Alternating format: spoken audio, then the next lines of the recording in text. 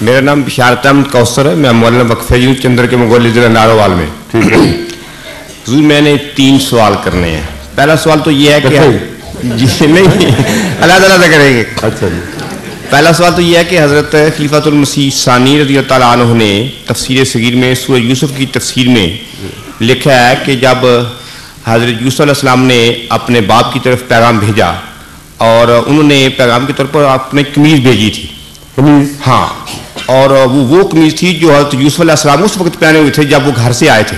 ساتھ حضرت خلیفۃ المسیح ثانی نے یاز کی مثال بھی دی ہے کہ جس طرح اس نے یاز نے کپڑے سنبھال کر رکھے ہوئے تھے. تو جب کہ قرآن مجید یہ کہتا ہے کہ حضرت یوسف علیہ السلام وہ قمیض جو گھر سے پہن کر وہ آئے تھے وہ تو اس کے بھائی اتروا کر اس سے لے گئے تھے، تو یہ معاملہ پھر کس طرح بنا؟ حضرت یوسف علیہ السلام جو دعا پہ سوال اٹھایا ہے، اصل آیت پڑھی ہے مجھے پہلے، پھر میں آپ کو یاد آ جائے گی ساری بات. وہ آیت جس میں بیدا من کاظمن کے لفظ آتے ہیں پہلے حصے میں، سارا تو مجھے حفظ نہیں ہے.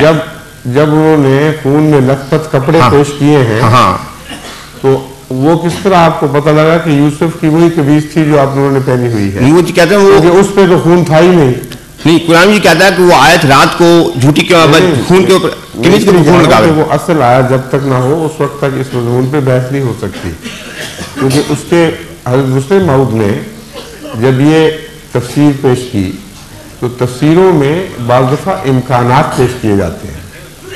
ہو سکتا ہے ایسا ہوا ہو جی. اس کا مطلب یہ نہیں ہوتا کہ وہ قطعی فیصلہ ہے جس کے خلاف کوئی امکان نہیں ہے. ٹھیک ہے. وہی واقعہ اس طرح بھی پیش ہو سکتا ہے، اس طرح بھی پیش آ سکتا ہے. جی. یہ معنی ہوتے ہیں. ٹھیک ہے. جہاں تک میں سمجھا ہوں حضرت مسلم موعود کا استنباط وہ یہ تھا کہ وہ کپڑے جو انہوں نے حضرت یعقوب کے سامنے پیش کیے وہ خون سے لت پت تھے. بدم کذب، یہ قرآن شریف میں آتا ہے. تو جنہوں نے جھوٹا خون بنایا ہے انہوں نے ہو سکتا ہے یہ اسکیم بنائی ہو کہ ہم اس کو بجائے اس کے کپڑے اتار کے اندر پھینکیں، اس کا ایک جوڑا ساتھ لے چلتے ہیں اور اس کو خون میں بھگو کر لت پت کر کے وہی دکھا دیں گے.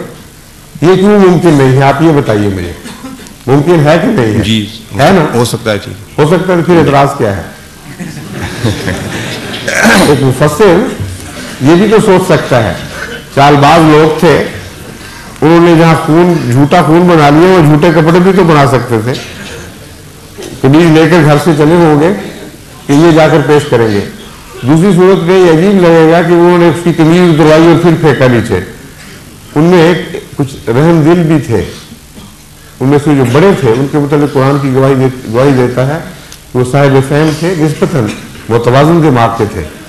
چنانچہ وہاں بھی انہوں نے یہی کہا کہ ہم واپس نہیں جا سکتے، باپ کو کیا منہ دکھائیں گے. تو اس لیے بعید نہیں کہ ان کی موجودگی میں وہ ایسی ذلیل حرکت نہ کر سکے ہوں کہ کپڑے کھینچ کے اتارے اور اس کو اسی طرح نگا پھینک دیا.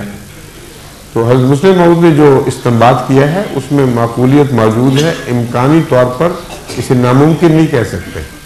نہیں، اس پر جو یہ بحث میں نے 1-2 مربیوں کے ساتھ بھی کی تھی، یہ بات پہلے بھی آپ سامنے آئی. بحث کی آپ کی عادت ہے تو پھر میں مجھے معاف کیجیے. اگلا سوال کریں. اچھا.